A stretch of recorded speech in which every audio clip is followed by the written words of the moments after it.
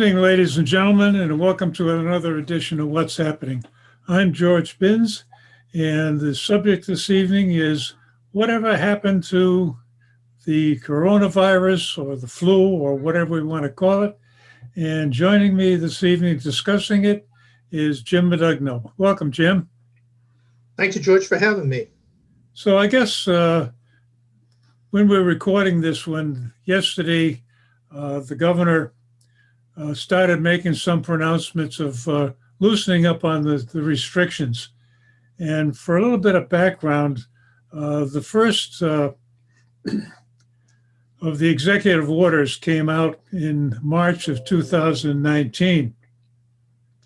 And basically, since then, the governor has issued 55 executive orders trying to manage the effects of the COVID vaccine, of the COVID virus and the vaccine.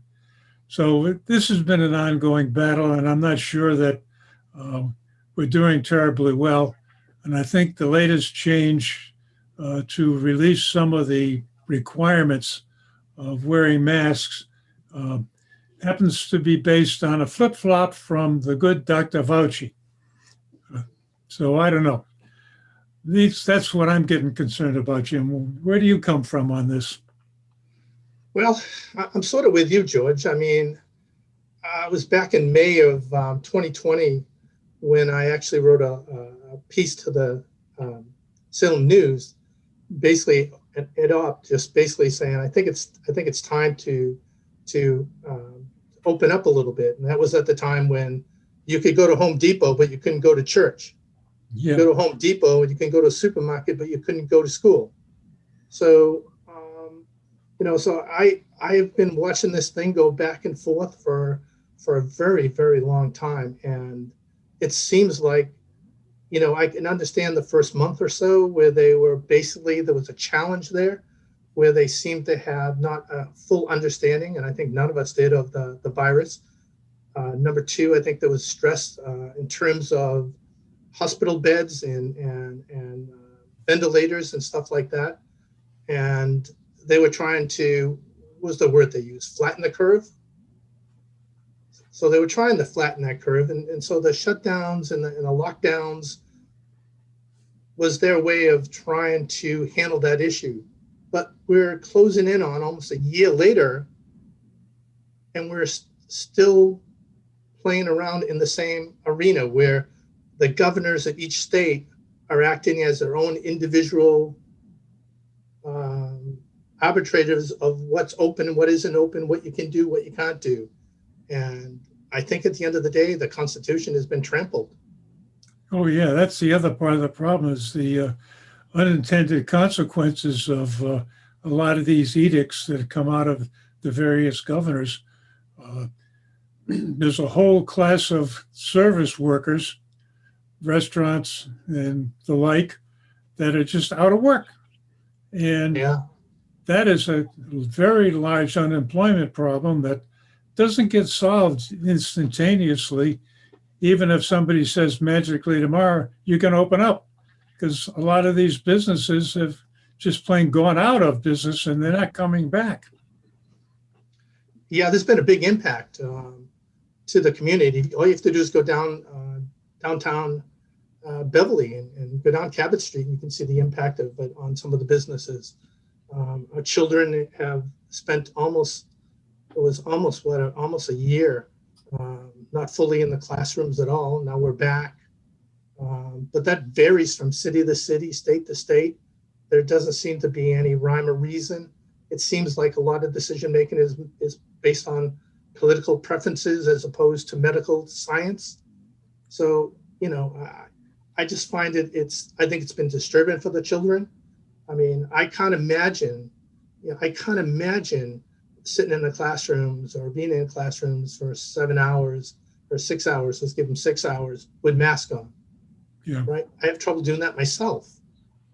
So I think there's some opportunities. I did take a look at, George, some past experiences in terms of viruses and flus in this country.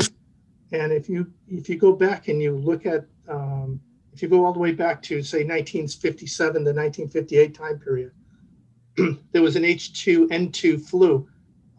Actually, 116,000 Americans died. 116,000 Americans died. 1.1 million came down with it. If you look into 1968 pandemic, they called it the H3N2, was the first time that virus showed up, I believe. 100,000 died in the United States and over 1 million worldwide.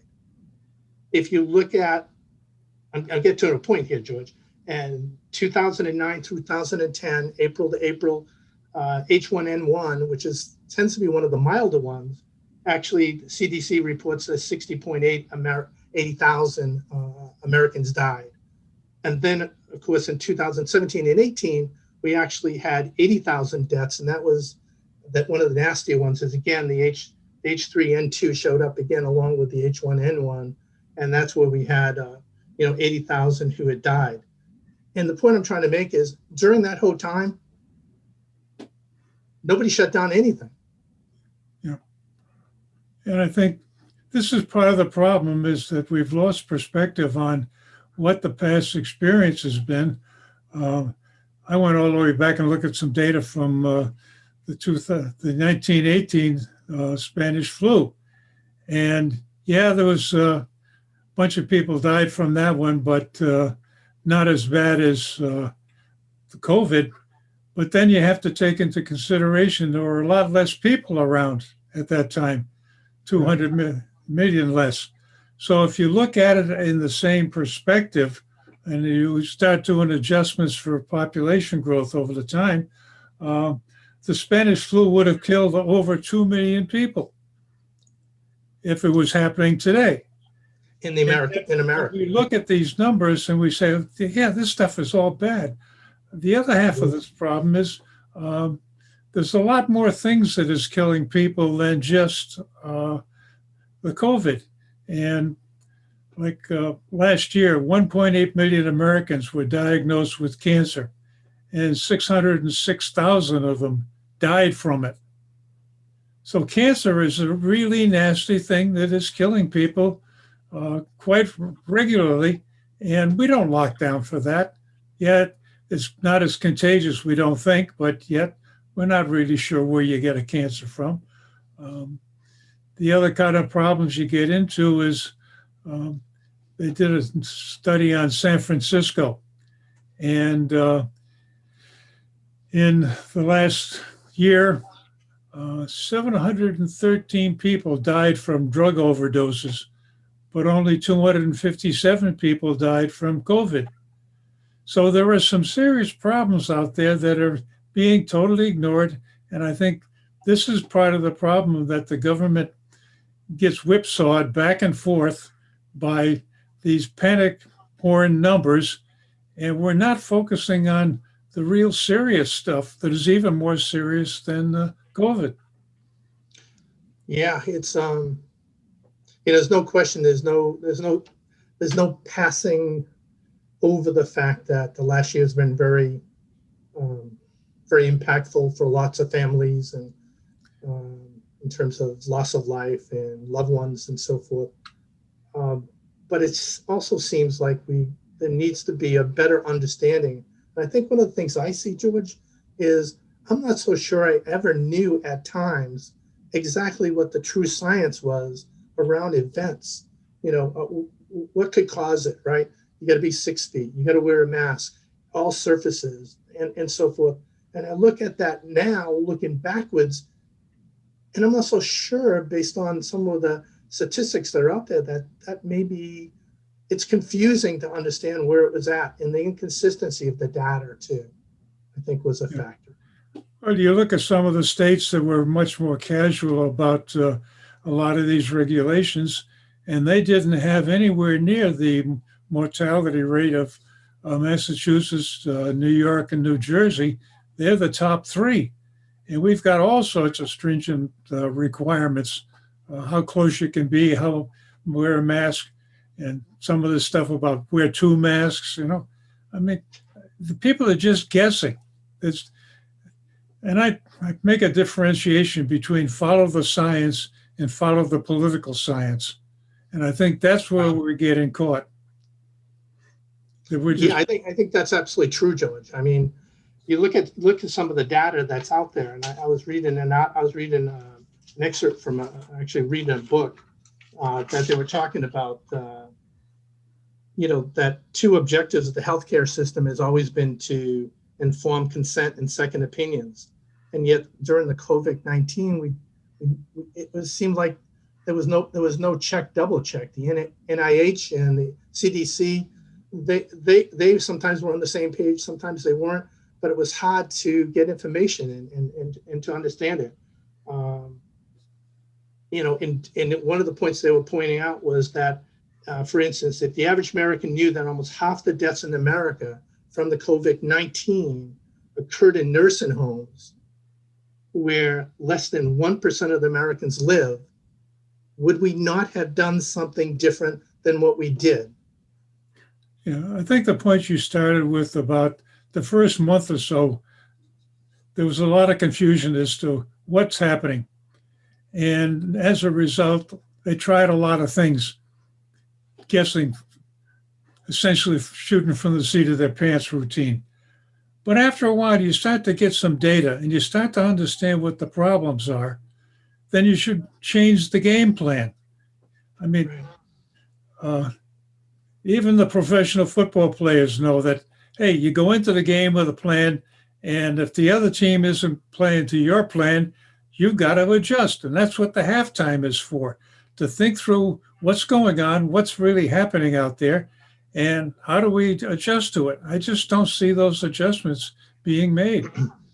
Yeah, they could have called the timeout, right? And you're right. I didn't see it happen that often, if it happened at all. And I think the message we're being told is, trust the experts. And I think, Americans are, and everybody is the same. We like to trust, right? We like to believe that, people are experts on this and they can have. But early on, it became obvious that, the president's guy there, Fonchi, he was flip-flopping back and forth between no mask, got to have a mask.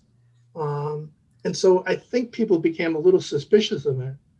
And, we trust, but at the end of the day, I think what we have to do is look at all the data, look at everything that happened, look at past events, and really have an approach to this thing, because I think we have a lot to learn from what we did, what worked and what didn't work. Yeah. Right? Because you had states that, like up in Michigan, they wouldn't even let a person go out in a rowboat to do some fishing by themselves. Yeah. Right? I mean, that was pretty darn silly, right? That, I think, is just somebody on an ego trip saying, hey, I got total command and I'm going to exercise it, and all my bright ideas, whether I know anything about it or not. Years ago, I read a book by C.P. Snow called Two Cultures. And it's a story from World War II about the problems. England was getting ready for the war. They knew it was coming. They knew they were going to be vulnerable to an air attack, and they formed an air defense committee, and they had it running by a relatively well-known and intelligent PhD by the name of Tizard, and they got it going. And along comes Churchill, and he's making noise, and the net result is, part of the deal is to get him into the government, and his quid pro quo, if you will, is I put somebody on the Air Defense Committee. Well, they put on a guy named Lindemann, who was also a PhD, but a gadfly. And eventually he took over the committee, and they did some really weird things.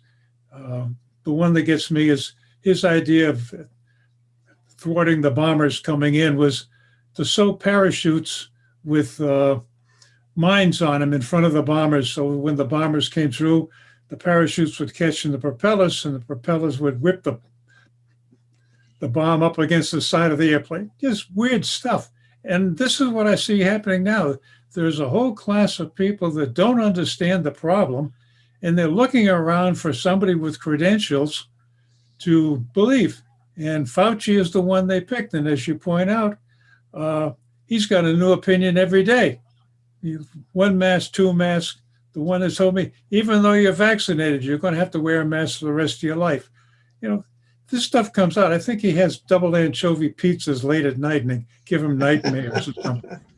But I think this is what the part of the problem is, that they're really not following the science. They're following the political science. Yeah, and political science comes down to a very simple one that a friend of mine told me. He said, it really came down, it's almost like virtue signaling. It's, I'm better than you, I'm smarter than you, I care more about other people than you. And when in reality, it's just a tool of ignorance. Yeah. Right. And it's a shame that I think there were good intentions, a lot of good intentions, but I think, the biggest part that I think we need to do a better job on is the fear that was generated in the American public from top to bottom was just unacceptable going forward in the future. Yeah. Well, I think another major problem of the whole thing is we had the wrong president in there. Nobody supported him, so everything he said was immediately discounted. And early on, he was talking about this anti-malaria drug as a possible cure for remediation for the COVID. Yep. And, oh, no, nobody can use that. It's wrong. Nobody wants it. Bad news stuff. And recently they've had an analysis that says we probably could have saved 100,000 lives if they started using this hydroxychloroquine early on. And that was just a political decision to make the president look bad. No science behind that at all, because it was already approved by the FDA for treatment of malaria. It was proved safe. Why not? It had been used for over 30 years. Yeah. So there's a lot of really bad stuff that went on, and it's still going on. It's bothering me. So George, to your point, I actually have this on this piece of paper, on this sticky, was actually all the stuff that you should be done if you caught it. And I actually had made a sticky and placed it right next to my computer. For some reason, if I got sick, it was on the top of my list. I needed to take zinc, more vitamin D.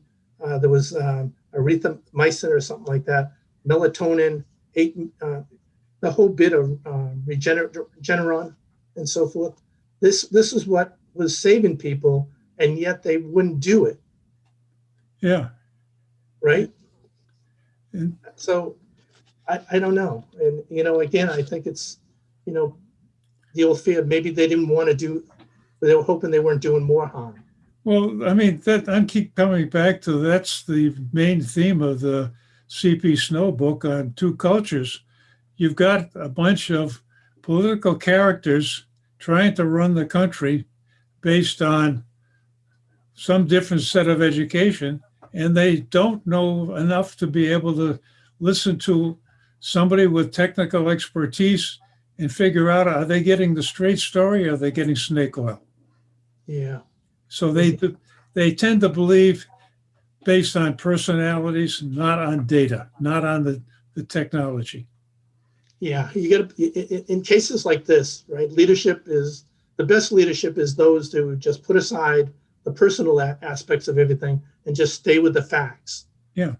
Go with the facts. Go with who's going to serve the best amount of people, the right amount of people, the fastest you can, and that's all your mission is to do, is take care of people.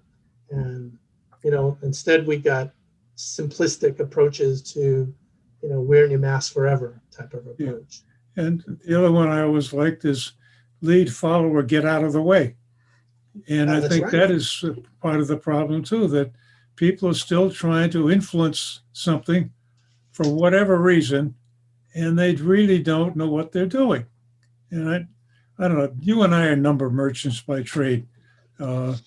We tend to Yeah. follow the numbers. That's the business we worked in.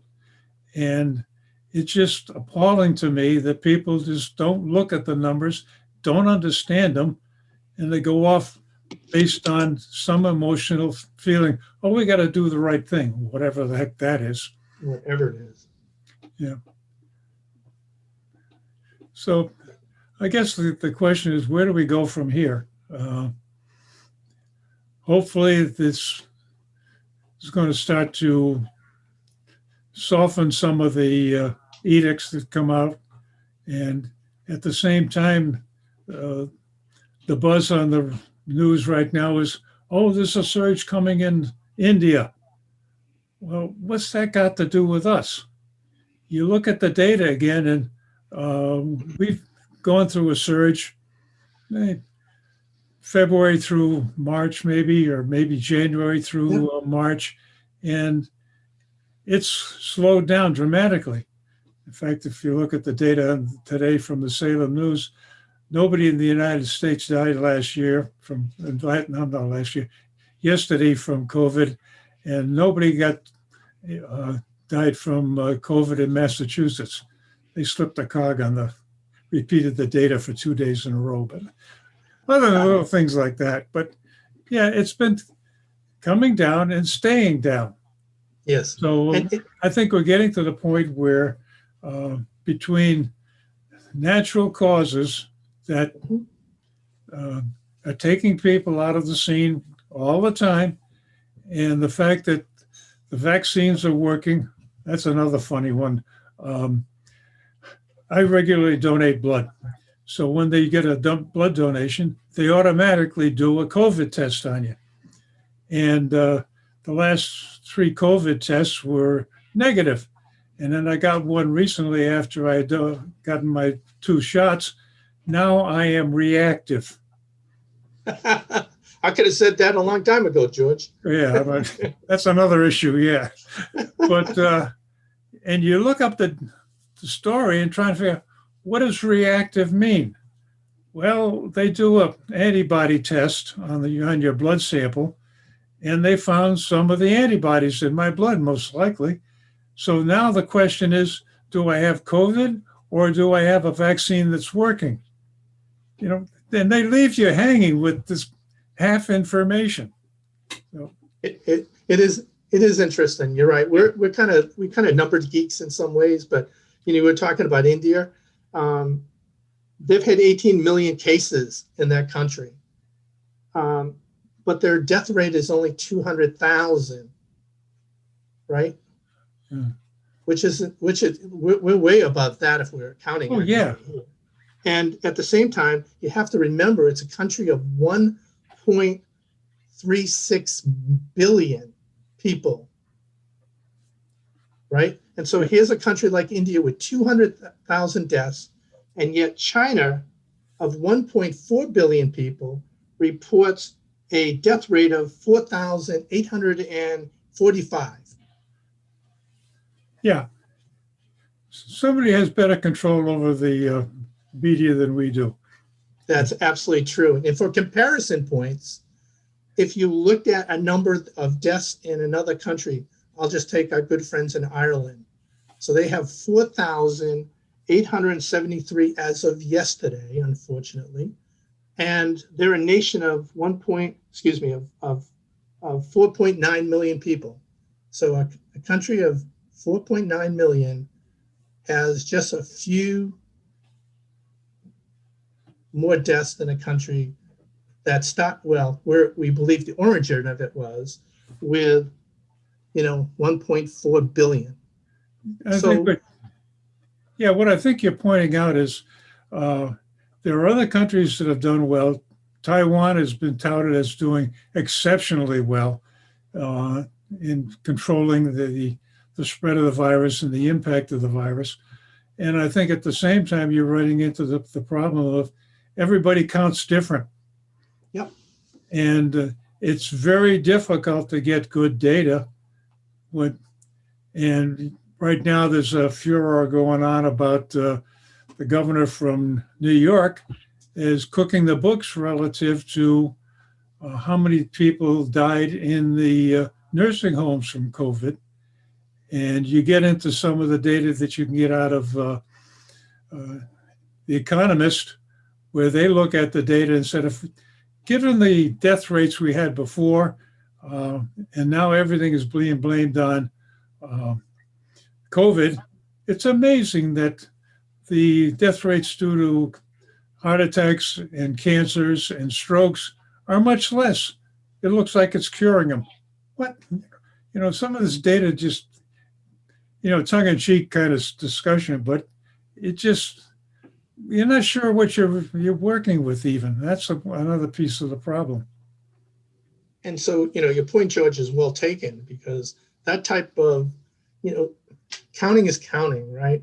And, my brother's a financial guy. And so, he's a Bentley trained accountant type of thing, financial wizard. But he always says, as an accountant, when they ask how much is 2 and 2, he always says, would you like it to be? Yeah. Right. So It seems like we get some of that in these numbers, but did you want to show a couple little slides? Well, I think we'll have to save that for the next show, because we've had half an hour of fun. Well, we're done? Yeah, we're down to 1:30. Wow, that's amazing. Yeah. But again, I mean, this is a subject that is going on, and probably we should have another discussion on this in a week or two and see whether some of these moves to relax the requirements on masks and social distancing really take hold, or somebody panics and says, oh, we've got another surge, and everybody locks down again. So, yeah, I would think the message needs to be a very consistent one across the board. People are totally confused. I see people driving in their cars all by themselves with a mask on. Yeah. Right? Baseball players on the fields running at each other. Football season last year, nobody was wearing a mask on the football field, and yet they were able to play. There just needs to be a little bit more consistency in what is really the facts. Yeah. So.